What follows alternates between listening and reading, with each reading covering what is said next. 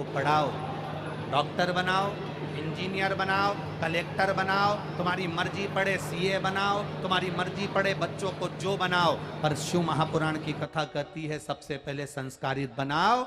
क्योंकि आज के जमाने में कोई 4-6 बच्चों को जन्म नहीं देता, घर में एक बेटा एक बेटी सबके हैं, और अगर वही बेटा बहुत वीआईपी हो जाएगा तो बुढ़ापे में पानी तुमको कौन पिलाएगा। इसलिए अपने बच्चों को संस्कार देकर चलना, तो बुढ़ापा थोड़ा सा सुधर जाएगा। नहीं तो इतना किसके लिए कर रहे हो जब घर का बेटा ही तुमको बुढ़ापे में पानी ना दे, अवस्था में जल ना दे, क्या मतलब का जीवन। एक असुर गजासुर राक्षस है, राक्षस प्रवृत्ति का है, फिर भी शिव तत्व को जान रहा है।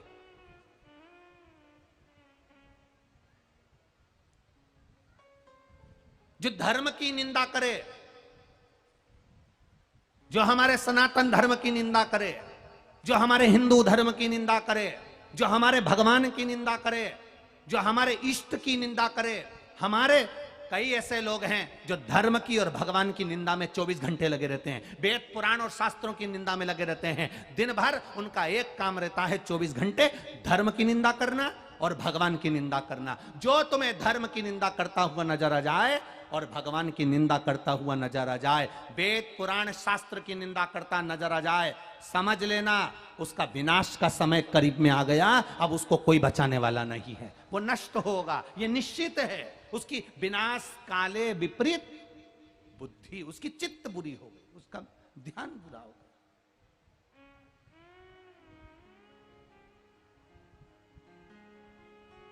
शंकर जी भांग पीते हैं। लोगों ने कहा हमने आज तक नहीं देखा, नेपाल वालों ने देखा हो तो हमको बता देना कि तुमने कहां देखा। शंकर जी गांजा पीते हैं। लोगों ने कहा हमने नहीं देखा, तुमने देखा हो तो बता देना, तुमने देखा हो तो बता देना। लोग कहते हैं शंकर जी भांग पीते हैं इसलिए हम भी, अरे बोलो जम के, पीते हैं। शंकर जी गांजा पीते हैं तो हम भी, बोलो बोलो जम के बोलो, जरा अच्छे से बोलो, आवाज नहीं आई। इसलिए हम भी कभी कभी गांजा पीते हैं। तो हमारा निवेदन है, शंकर जी जहर पीते हैं, तुम भी तो एक बार पी के बता दो, या तो इस पार या उस पार। सनातन धर्म में देवताओं को बदनाम करने की लोगों ने ठान रखी है। शिव जी के फोटो बना दिए चिलम पीते हुए, शंकर जी के फोटो बना दिए भांग घोटते हुए, शिव जी के फोटो बना दिए भांग पीते हुए, शंकर जी के फोटो बना दिए चिलम पीते हुए। यह हमारा सनातन धर्म नहीं कहता कि देवताओं पर आक्षेप लगाया जाए, देवताओं पर उंगली उठाई जाए। शंकर भगवान ना भांग पीते ना गांजा पीते। शंकर भगवान तुम्हारे दुख को पी जाते हैं, तुम्हारे कष्ट को पी जाते हैं, तुम्हारे रोग को पी जाते हैं। इसलिए उसका नाम महामृत्युंजय है, जो मृत्यु को जीत रहा हो। अकाल मृत्यु वो मरे जो काम करे चंडाल का, काल उसका क्या बिगाड़े जो भक्त हो महा काल का। शिव का उपासक, शंकर का उपासक भगवान शंकर ना गांजा पीते ना भांग पीते। मेरा शिव तुम्हारे हृदय का विलाप, दुख, कष्ट, रोग ये सब पीते हैं। केवल तुम एक लोटा जल चढ़ाओ, वो तुम्हारे दुख को निगल जाएगा। जो कहते हैं भांग शिव जी का प्रसाद है, जो कहते हैं गांजा शंकर जी का प्रसाद है, हम उनसे कहते हैं जहर भी प्रसाद है, चखो चखो चखो जाओ। बड़े अंदाज में कह देते हो शंकर जी की बूटी, शंकर जी का प्रसाद, शंकर जी का प्रसाद। तो एक आध बार निपटा जा, शंकर जी का प्रसाद। क्यों देवताओं को बदनाम करना? जो हमारे सनातन धर्म की निंदा करे, हमारे देवताओं की निंदा करे, समझ लेना उसकी विनाश काले विपरीत बुद्धि हो गई, मृत्यु के करीब में पहुंच गया, नष्ट होने के करीब में पहुंच गया, नष्ट हो गया।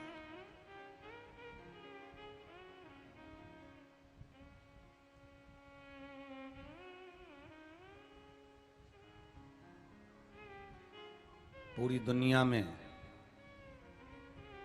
इस नेपाल देश ने अपना रुद्राक्ष पूरी दुनिया में दिया। शिव जी के अश्रु से गिरा हुआ एक आंसू से जो रुद्राक्ष का पौधा उत्पन्न हुआ, वो रुद्राक्ष के पौधे से जो रुद्राक्ष उत्पन्न हुआ, शिव जी कहते हैं विद्धेश्वर संहिता में, ये मेरा स्वरूप है, मेरा स्वरूप। एक मुखी से लेकर 14 मुखी तक रुद्राक्ष का वर्णन शिव महापुराण में है। स्कंद पुराण में 21 मुखी तक है और अन्य पुराणों में और आगे तक वर्णन किया गया। सबसे ज्यादा कठिन में मिलने वाला एक मुखी रुद्राक्ष होता है। एक मुखी रुद्राक्ष और एक मुखी व्यक्ति बहुत कठिन मिलता है। आज के जमाने में व्यक्ति भी एक मुखी नहीं मिलता कि अपनी बात पर टिका रहे, तुरंत दो मुखी हो जाता है, तुरंत दो मुखी। यहां कुछ बोलेगा, वहां कुछ बोलेगा। करवा चौथ पे पति को प्रणाम करेगी और बाद में पंचमी को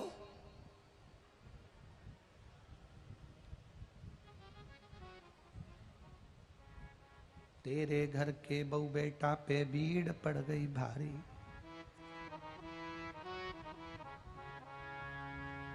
दानव दल पर टूट पड़ो मां करके सिंह सवारी, मायके ससुराल पे हो तुम तो भारी, ओ मेरी घर। क्या कहूं, भारी।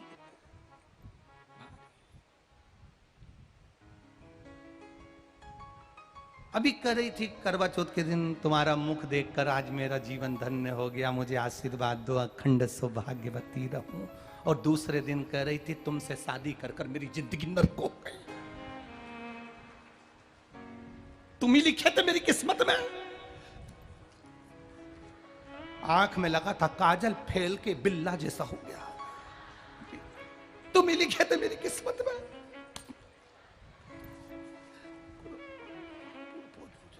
यहां भी लाली लगी थी, पूरी फेल गई। हनुमान चालीसा की लाइन याद आ जाए, सुंदरकांड की, जस जस सुरसा बदन बढ़ावे।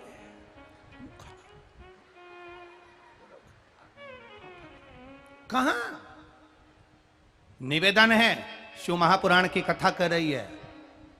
आप ज्यादा आदर नहीं दे सकते, मत दो, पर 4 लोगों में, 10 लोगों में, अपने मायके में, अपने ससुराल में, कभी अपने पति की इज्जत घटने मत दो। बस इतना सा निवेदन है। सम्मान दीजिए, आदर दीजिए। आप दूसरे को सम्मान देना चालू करोगे, आपको सम्मान मिलेगा। आप दूसरे को आदर देना चालू करोगे, आपको आदर मिलेगा। आप दूसरे को अगर नमन करना प्रारंभ करोगे, आपको भी दुनिया नमन करेगी। आप दूसरे को आतिथ्य देंगे तो दुनिया आपको आतिथ्य देगी। कहां गया हमारा विश्वास? कहां? एक असुर, गजासुर, जिसका मुख हाथी का है, शरीर राक्षस का है, पूरा ब्रह्मांड उसने अपना कर लिया, पर शंकर की भक्ति में लगा रहा। ऐसी भक्ति कि पार्वती जी भी डोल गई। पार्वती जी ने पूछ लिया तुम इतने मुस्कुरा क्यों रहे हो? शंकर भगवान कहते हैं उसकी भक्ति के आगे मैं मुस्कुरा रहा। भक्ति के आगे।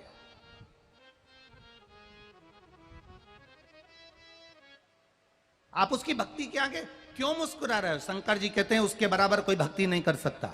अच्छा, तो फिर आप उसको वर देने क्यों नहीं जाते? आप उसको आशीर्वाद देने क्यों नहीं जाते? शंकर भगवान कहते हैं अगर मैं आशीर्वाद देने चले गया और उसने भजन करना बंद कर दिया तो? एक दरवाजे पर एक भिखारी भीख मांगने के लिए भिक्षुक आता, अंदर बूढ़ी माँ भोजन बनाती, वो बाहर खड़े होकर भजन गाता, चिल्लाता, भोजन ला दो, कुछ दे दो। बूढ़ी मां अंदर बैठी रहती, बूढ़ा व्यक्ति चिल्लाता रहता। घर में उसकी बेटी बैठी थी। उस बेटी ने अपनी मां से कहा, मां, ये भिखारी आता है, तू इसको रोटी देती है, सब्जी देती है, तो पहले क्यों नहीं दे देती? जब वो बेचारा भिखारी जाने लगता है तब तू उसको बुलाकर रोटी देती है। तो मां कहती है बेटा वो भिखारी इतनी अच्छे भजन गाता है कि मेरा मन भजन में लग जाता है। मैं चाहती हूं मैं बाद में दूंगी, पहले वो भजन गा तो ले। कोई कोई भक्ति में डूबने वाला ऐसा होता है। कई लोग कहते हैं बाबा हमारी क्यों नहीं सुनता, बाबा हमारी क्यों नहीं सुनता। कई बार भगवान को तुम्हारा जल चढ़ाना, तुम्हारा कहना, मंदिर तक आना भगवान को इतना अच्छा लगता है कि भगवान कहता है अगर मैं दे दूंगा, इसने मांगा पुत्र दे दो, इसने मांगा संतान दे दो, इसने मांगा नौकरी दे दो, इसने मांगा ऐसा कर दो, और मैंने कर दिया, और इसने मंदिर आना बंद कर दिया, तो इसलिए भगवान थोड़ा आराम से देता है कि मेरा भजन करेगा तो मुझे अच्छा लगेगा, दूंगा। पर पहले तू भजन तो कर ले, तू स्मरण तो कर ले, तू मंत्र तो जप ले, दूंगा मैं। हम कहते हैं श्री शिवाय नमस्तुभ्यं।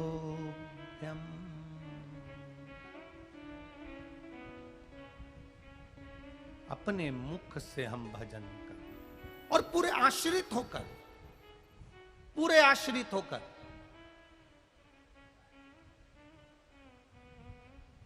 संपूर्ण तरह से आश्रित हो जा परमात्मा के, पूरे आश्रित हो जा भगवान।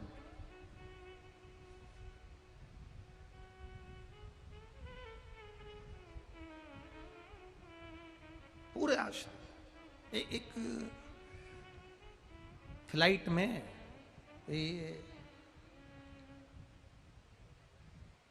बीरगंज से काठमांडू की फ्लाइट उड़ी, समझना तुम्हारी भाषा में समझा रहा। अपन ज्यादा दूर की बात नहीं कर रहे हैं कि कर ले रहे। बीरगंज से काठमांडू की फ्लाइट उड़ी, सब बैठे, सारे के सारे उसमें बैठ गए।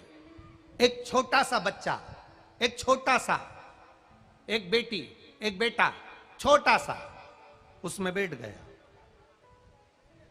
और उसने अपने बैग में से, छोटे से बैग में से, जिसमें वो पानी की बोतल ले गया था, जिसमें वो अपना कुरकुरा रख कर ले गया था, जिसमें वह पर्स रख कर ले गया था, उस बैग में से उसने खेलने के लिए, गेम खेलने का एक इतना बड़ा उसने छोटा सा मोबाइल निकाला और वो गेम खेलने लगा। बच्चा खेल रहा है गेम, वो बच्ची गेम खेल रही। कहां से उड़ी फ्लाइट? जम के बोलो जरा। बीरगंज से कहां जा रही है? काठमांडू। और फ्लाइट उड़ी और बच्ची गेम खेलने में लग गई। बस फ्लाइट उड़ी थी, उड़ी और बादल गड़बड़ हो गए और फ्लाइट डोलने लगी।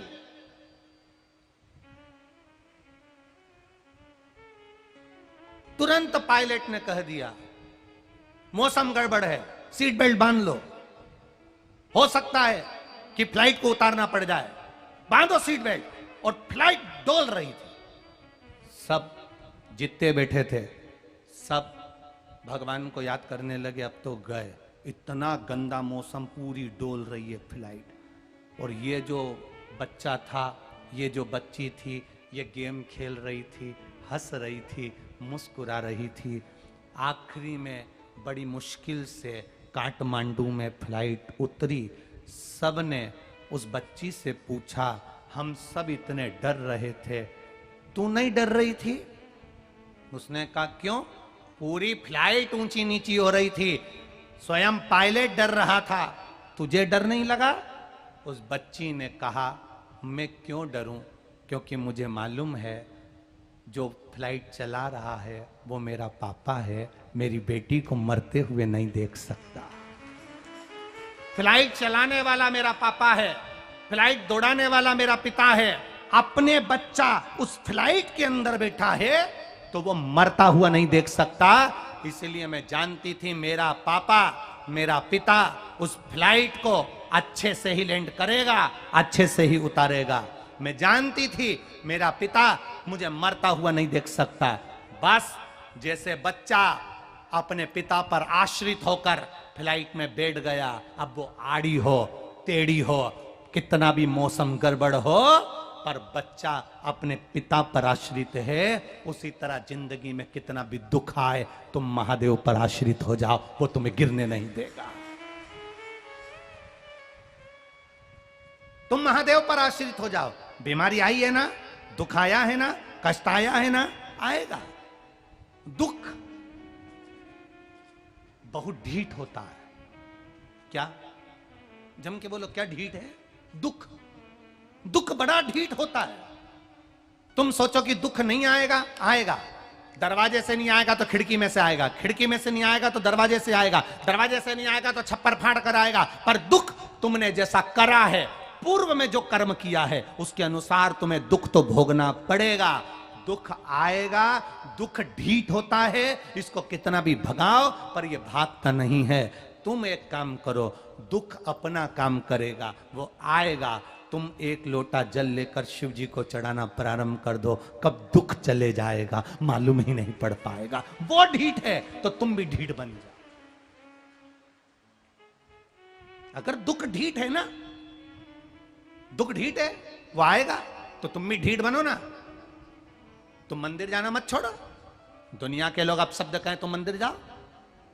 किसी किसी मंदिर में तो, मंदिर जाओगे तो मंदिर के ही कुछ लोग ऐसे मिल जाएंगे कि वो भी तुम पर ताना कसेंगे, तुम पर हंसेंगे, तुमको अपशब्द कहेंगे, जिससे तुम मंदिर आना छोड़ दो। तुम और उपत के मंदिर जाओ। अगर दुख ढीठ है, अगर दुख अपना काम नहीं छोड़ सकता, तो हम भगवान का भजन कैसे छोड़ दें? हम भी ढीठ बन जाए, हम भी शिव तत्व में लग जाए, और पूरे भरोसे के साथ लगना कि हमारी फ्लाइट कौन चला रहा है? जम के बोलो, हमारा पिता। कौन पिता? वो पिता, जगत पिता परमेश्वर, मेरा शिव हमारी फ्लाइट चला रहा है। तुम ये मानकर चलते जाओ, चाहे दुख में रखे चाहे सुख में रखे, उसकी मर्जी, वो जैसा रखे उसकी मर्जी।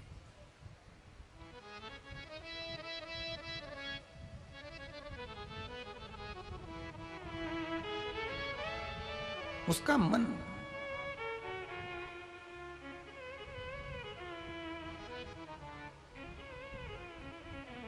महाराज, ये उसके ऊपर है, वो कैसे रखेगा, उसके ऊपर है, वो किस तरह से रखेगा,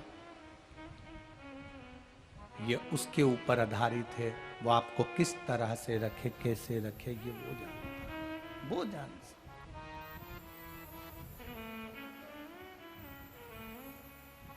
आप उस पर आश्रित हो लो। चाहे दुख में रखे चाहे सुख में रखे, मेरा भोला अपने चरण में रखे। जहां रखे, दुख में रखना हो दुख में, सुख में रखना हो सुख में। दुख ढीठ है तो अपन भी ढीठ बन जाओ। मंदिर जाना नहीं छोड़ना, श्री शिवाय नमस्तुभ्यम कहना नहीं छोड़ना, एक लोटा जल चढ़ाना नहीं छोड़ना। हम कई बार कथाओं में कहे हैं, कई बार, और आज विश्वास के साथ कहकर जा रहे हैं। विश्वास के साथ, खेतान जी भरोसे के साथ कहकर जा रहे हैं।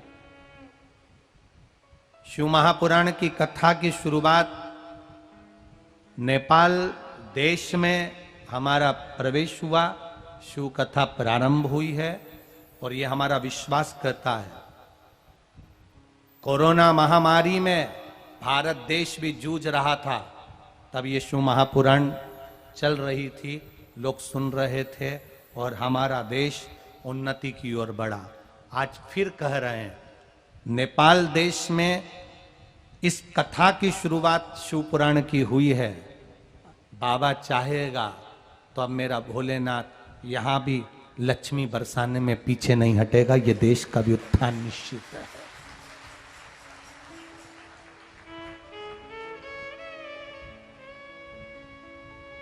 और यहां आए हुए और जितने लोग नेपाल देशवासी, जितने लोग कथा सुन रहे हैं और जितने लोग कथा श्रवण कर रहे हैं यहां पर भी, ये मेरा विश्वास करता है बाबा आपकी झोली में इतना दे देगा कि आप खुद सियोर फोन लगाकर कहोगे कि एक कथा हमारे नेपाल देश के काठमांडू में, एक डोलेश्वर में, एक यहां, एक वहां दीजिए। देगा वो, उसकी करुणा, उसकी उदारता, उसकी दया।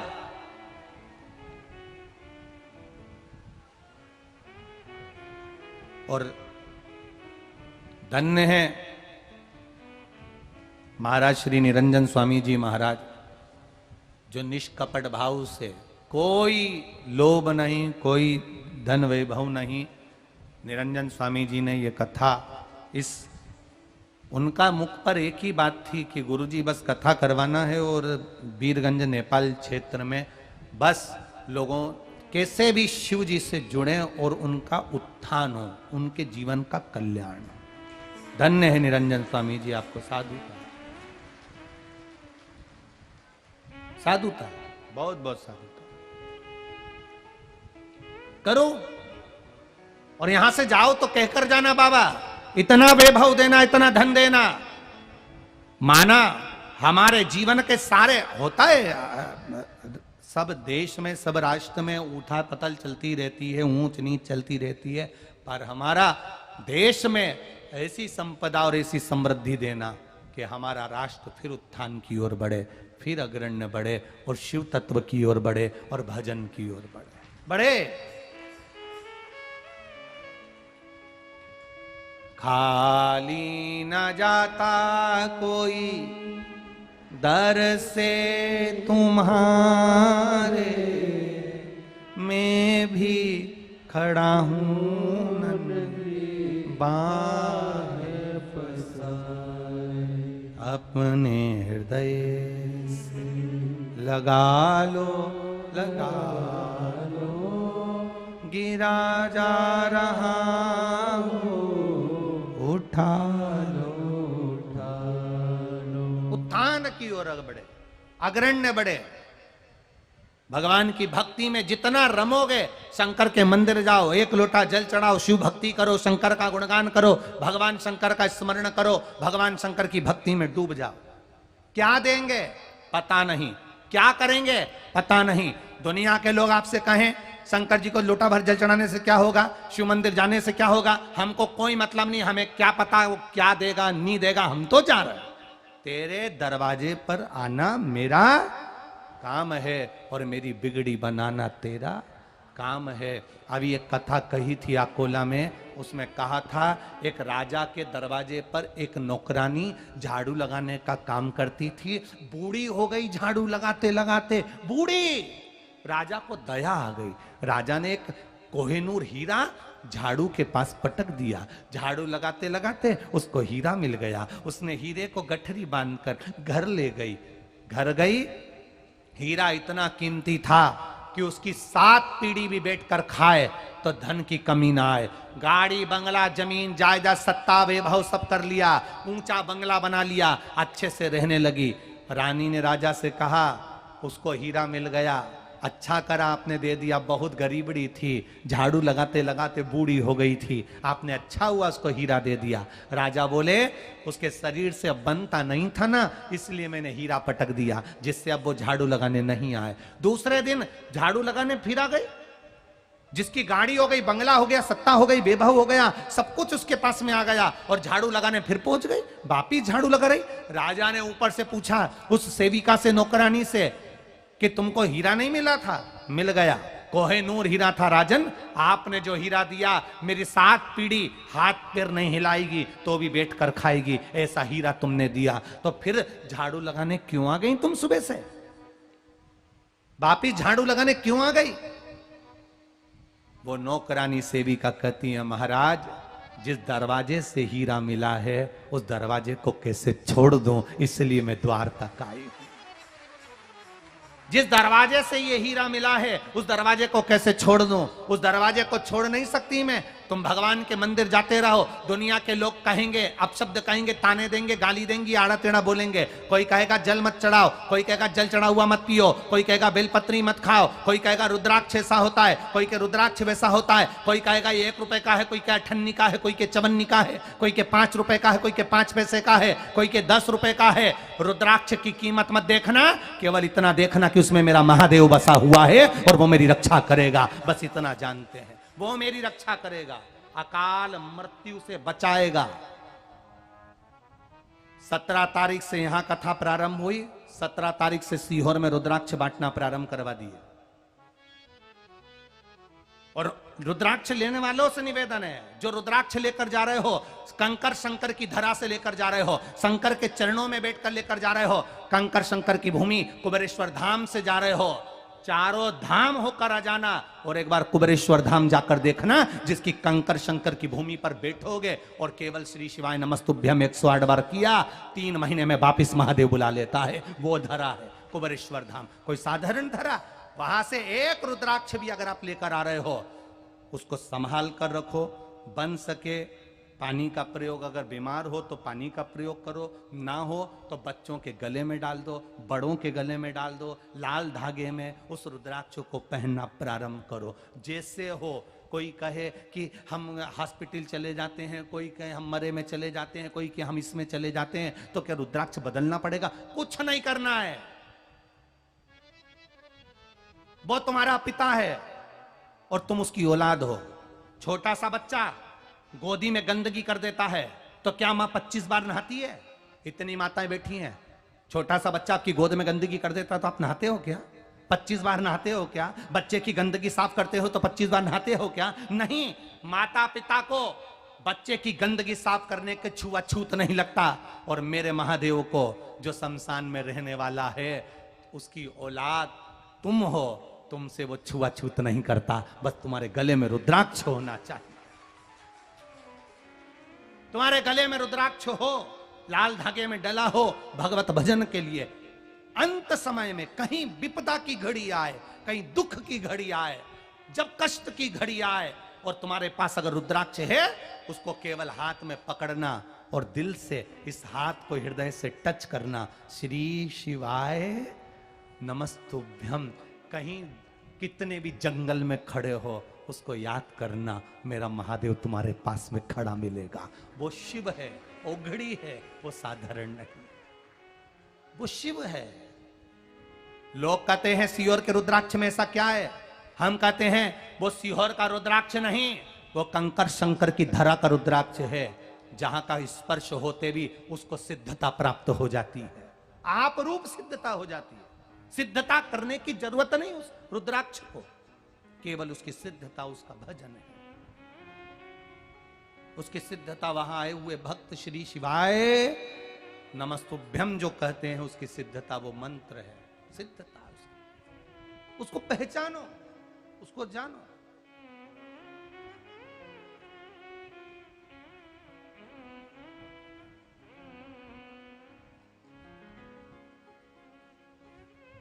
सहजता मेरा शिव में, सहजता। महाराज वो सहज नहीं, देने में पीछे नहीं हटता। इतने इतने पत्र यहाँ आते हैं, ये पत्रों को हम भी नहीं पढ़ पाते। 1-2 पत्र कुछ पढ़ते हैं, बाकी के ये इतने पत्र कहाँ आप लोगों ने अपने अपने भाव इन पत्रों में लिखे हैं। इतने भाव लिखे हैं कि इनको पढ़ो, सुनाओ, बनाओ नियम शिव जी के द्वार जाने का।